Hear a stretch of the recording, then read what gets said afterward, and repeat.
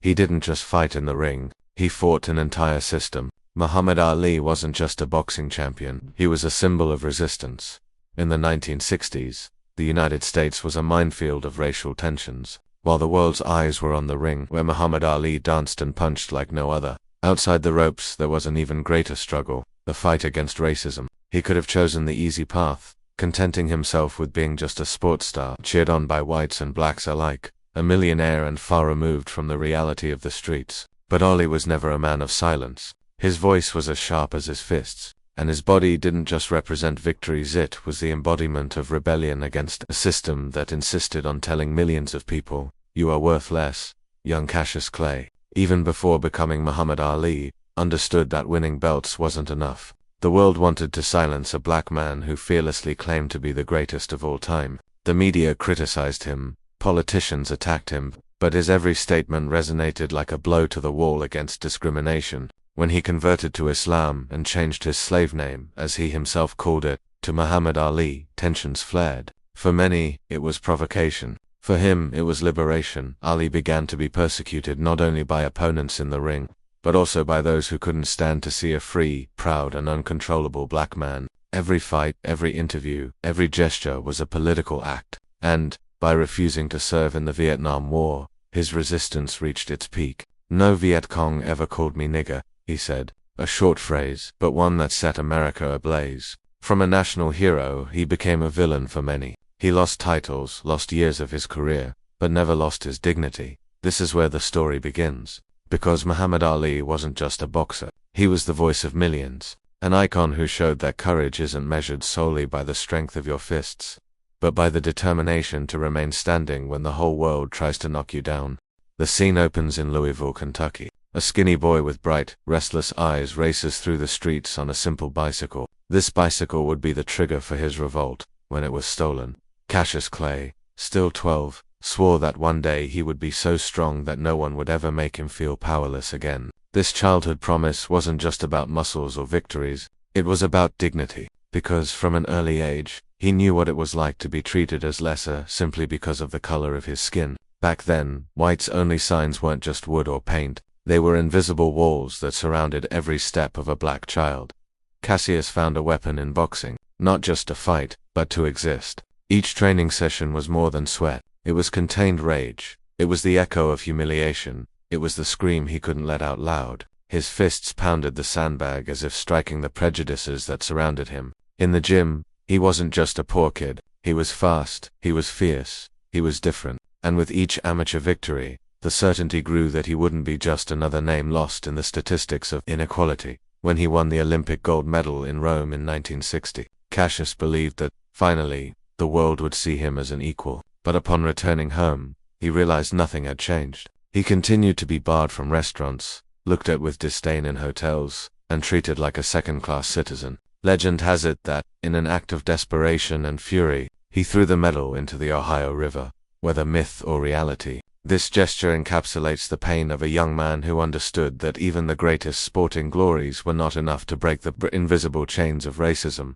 The talkative boy, who proclaimed to the four winds that he would be the greatest of all time, began to be a nuisance. Because a confident black man was considered a danger, he didn't speak softly. He didn't apologize for winning. He said he was beautiful, that he was unbeatable, that no one could stop him. And the more he repeated this, the more he angered the powerful who expected black people to remain silent. Cassius wasn't just winning fights, he was defying an entire culture that wanted him to know his place. At every press conference, he turned words into punches. "I'm the greatest," he would say, smiling wryly, provoking laughter and anger. It was spectacle, but it was also politics, because behind the arrogance lay a message: I'm not inferior, I never will be again.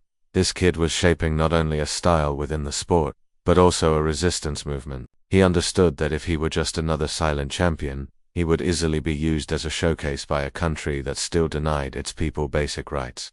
But behind the spotlight, there were also insecurities. Cassius felt the weight of expectation, the fear of failure, the pressure of carrying something bigger than his own life on his shoulders. Close friends recall that, at times, his easy laughter hid his anguish. Being black in America meant fighting every day, inside and outside the ring, and he knew that every bold word, every provocation, could cost him dearly. Yet he continued, because, For him, remaining silent would be worse than any defeat. Muhammad Ali's youth, still Cassius Clay, was marked by this explosive mix of talent, rage, and hope. He didn't just want to fight for titles. He wanted to fight for respect. And, without realizing it, he was transforming into something far beyond an athlete. He became a symbol of a generation beginning to speak out against segregation. The first chapter of his story is, in fact, a warning. That boy from Kentucky would not accept life on his knees. He would raise his fists against anyone, inside or outside the ring, who tried to tell him his life was worth less. And at the end of this beginning, a question echoes. How would the world react when this boy dared to challenge not only his adversaries, but also America itself? The year was 1964. Cassius Clay was just 22 years old when he shocked the world by defeating Sonny Liston, the man who seemed invincible, the monster who intimidated opponents before he even stepped into the ring. The press expected a short fight, a massacre, but in the 7th round, Liston remained seated on his stool, unable to continue. Clay ran around the ring shouting, "I'm the greatest, I'm the greatest, I've shocked the world." It was the official birth of a legend, but at the same time, it was the beginning of a war much bigger than any world title. Shortly after his victory, Cassius announced his conversion to Islam and, with it, a transformation that shook the foundations of American society. He abandoned the slave name he had borne since birth and began calling himself Muhammad Ali. This choice was not merely religious, it was profoundly political. For him, Clay was a name imposed by descendants of white masters, a reminder of slavery. Taking on Muhammad Ali was like cutting the invisible chains that still tried to bind him. The backlash was immediate. Many journalists refused to call him by his new name. They called him Cassius as a sign of contempt, as if ignoring his identity were a form of punishment. White news outlets mocked his faith, anchors mocked his words, and columnists declared his career was over. Ali, however, wouldn't back down. In interviews, he looked directly into the cameras and challenged, "My name is Muhammad Ali. Repeat, Muhammad Ali, not Cassius Clay. Cassius was my slave name." Behind the scenes, this attitude resonated with millions of black Americans who saw in this young champion a reflection of their own struggles. If he had the courage to stand up to the entire press, why couldn't they stand up to the bosses who humiliated them, the neighbors who despised them, the laws that segregated them? There, he became not just an athlete, but a collective voice. The powerful, however, were unwilling to tolerate such audacity. The government monitored his every word and every gesture, fearing he would become a political figure capable of inspiring rebellion.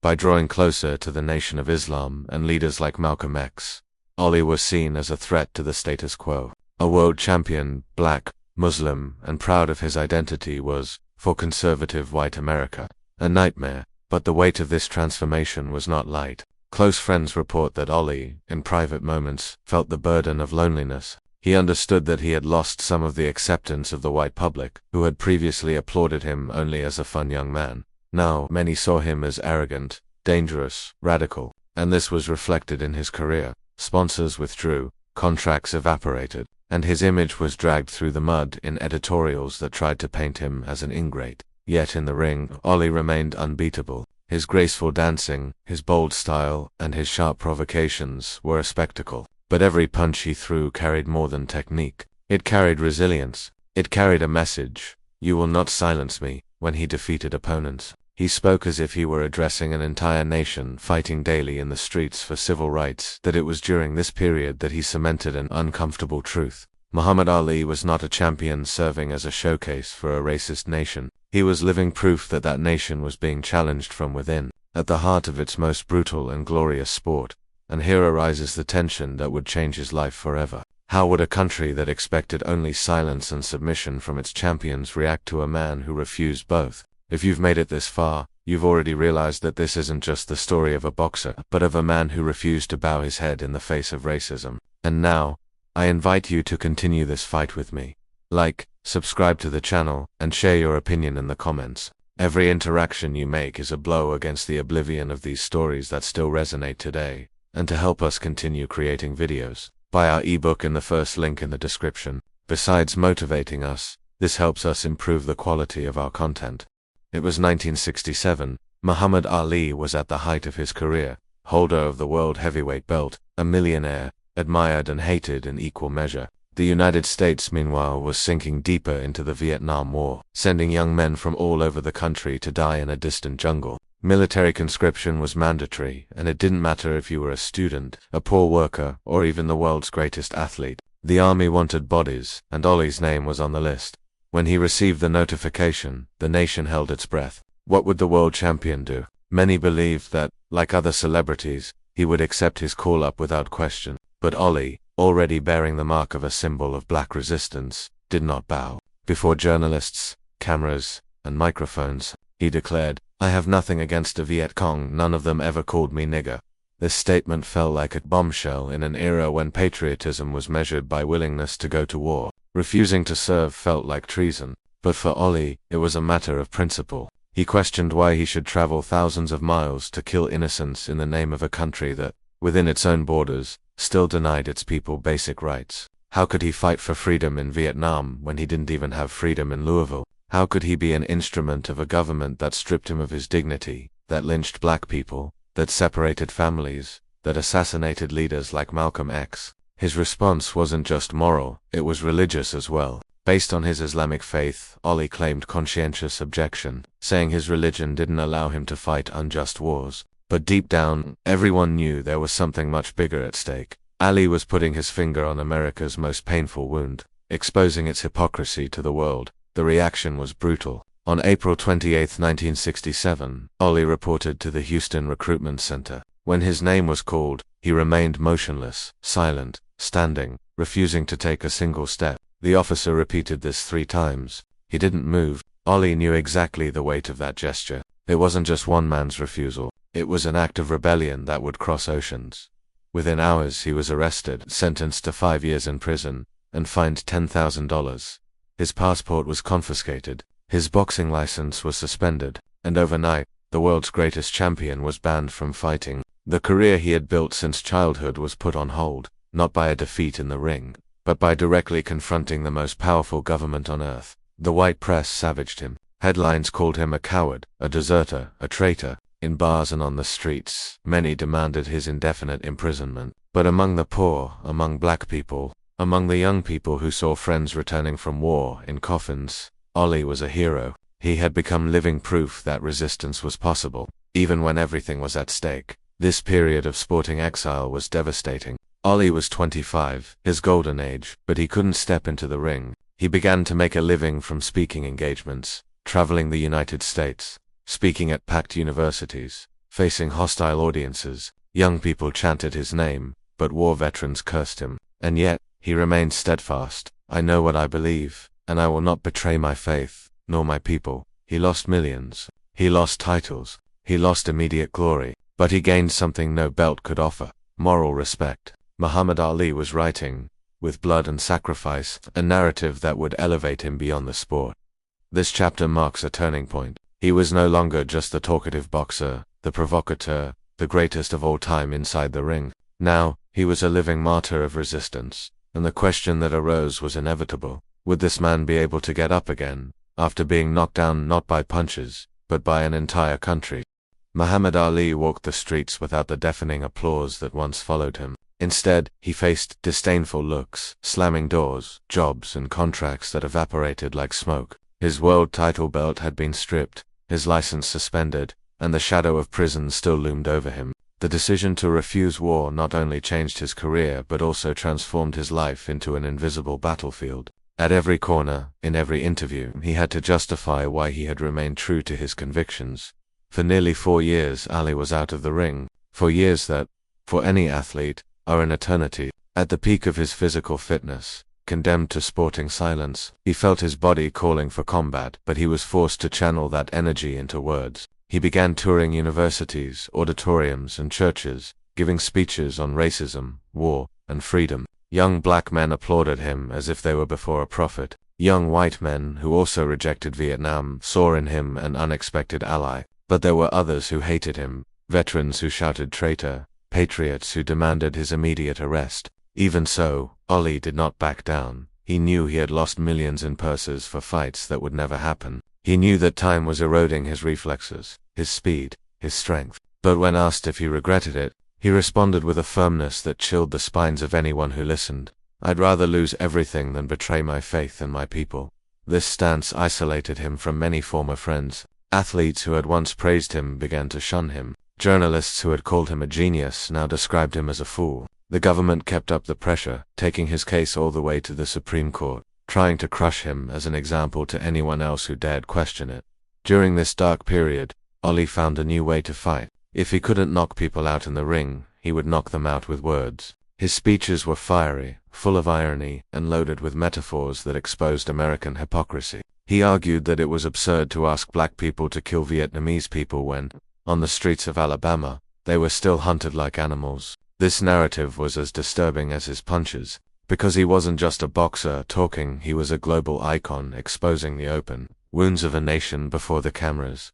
Isolation, however, brought moments of profound pain. Witnesses close to him recount nights when Ollie would remain silent, reflecting on what he had lost. The money was disappearing quickly, lawsuits were piling up, and uncertainty about the future was gnawing at him. But it was in these moments that his strength revealed itself. He would repeat to himself, and to anyone nearby, "I'm not down. I'm just waiting for the next round," and that next round would come. The legal battle dragged on, but slowly the tide of public opinion began to turn. The Vietnam War became increasingly unpopular, protests grew, and Ollie ceased to be merely a defector and became a symbol of moral courage. Intellectuals, artists, and even politicians began to champion his cause. His image, once tarnished, began to shine with a new light, that of a man who sacrificed everything for conviction. In 1971, the Supreme Court overturned his conviction. The victory wasn't just his. It was for all who believed that resistance was better than blind obedience. Ollie could return to the ring, and the world, which had previously called him a traitor, now saw him as a martyr and a hero. This chapter of exile wasn't a pause in his career. It was the forge that shaped his legend, because Ollie proved he wasn't great just for the titles he held, but for the courage to face the price of freedom. And the question that remained was inevitable. After so much time away, after losing the best years of his youth, would he have the strength to return and regain the throne that had been taken from him? In 1971, Muhammad Ali stepped back into the ring. For years away had not only changed his body, they had transformed his soul. He was no longer just the provocative boxer who danced like a butterfly and stings like a bee. Now he was the voice of an entire generation. Every step, every blow carried the weight of millions of people who saw in him a symbol of resistance. His first major challenge after his return was against Joe Frazier, the official champion, the one who had inherited the throne Ali had lost for his refusal to go to war. The confrontation was dubbed the fight of the century. Two undefeated men, two different life stories, two clashing worldviews. Frazier was the silent, disciplined worker, the hero who fit the American narrative. Ollie was the rebel, the questioner, the traitor to some and the prophet to others. Madison Square Garden in New York City became the stage for a battle that transcended sport. It was more than boxing, it was politics, it was culture, it was history being written in real time. For 15 rounds, Ali showed flashes of his old talent. He moved, he taunted, he smiled. But time away from the ring took its toll. In the 15th round, Frazier unleashed a left hook that brutally dropped Ali. The world watched in astonishment as the giant resisted, got up, and finished on his feet. Ollie lost the fight, but paradoxically he won something greater, because in that moment, by refusing to give up, he showed that his greatness lay not only in victories, but in the courage to face pain and keep going. Not long after, the rematch arrived, and then, the trilogy. Ollie and Frazier faced each other 3 times, in battles that marked not only the sport but also the collective memory. The third confrontation, known as the Thriller in Manila, in 1975, was described by Ollie himself as the closest I've ever been to death. The suffocating heat, the relentless punches, 2 exhausted men who refused to give in. When Frazier's trainer gave up, Ali collapsed on the bench, barely able to celebrate. That moment sealed his image, not as an invincible god, but as a man who, even on the brink of collapse, fought to the end.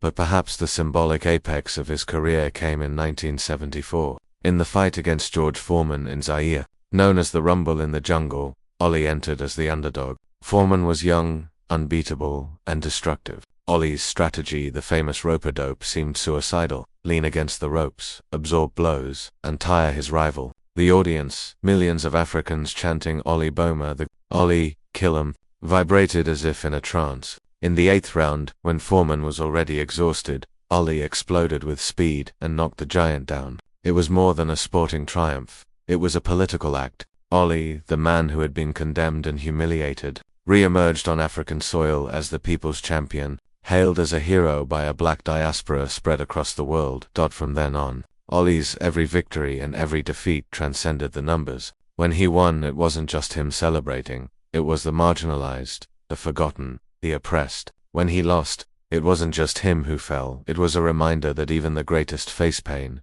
sacrifice, and limitations. This humanity brought him closer to others. He wasn't just the greatest of all time, he was a living reflection of a struggle greater than boxing. As Ali grew older, his speed and reflexes began to decline, and his health began to show signs of deterioration. But even in his decline, his presence held a magnetic power. It didn't matter if he was no longer the fastest or the most lethal.